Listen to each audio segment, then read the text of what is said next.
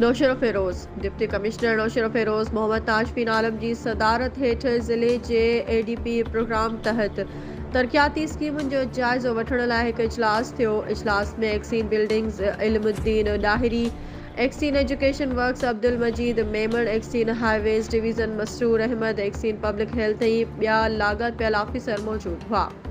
Deputy commissioner सभिनी एक्सीन का ज़िले में ADP प्रोग्राम तहत हलंदड़ स्कीमुनि बाबति ॼाण वरिती। डिप्टी कमिश्नर हिदायत कई त जिन स्कीमुनि ते तरक्याती कम जारी आहे उते कम खे तेज़ कयो वञे ऐं कम जी मयार में कंहिं बि क़िस्म जी कोताही हरगिज़ बर्दाश्त न कई वेंदी। हुन वधीक चयो त जेके स्कीमूं पुराणियूं आहिनि उन्हनि खे रिवाइज़ करायो वञे त जीअं ज़िले में तालीम, सिहत, पीअण जे साफ़ पाणी जी फरहमी ऐं गंदे पाणी जी निकासी जी स्कीमुनि खे जल्द खां जल्द मुकमल करायो वञे त जीअं शहरनि खे बहितर सहूलतूं फराहम थी सघनि।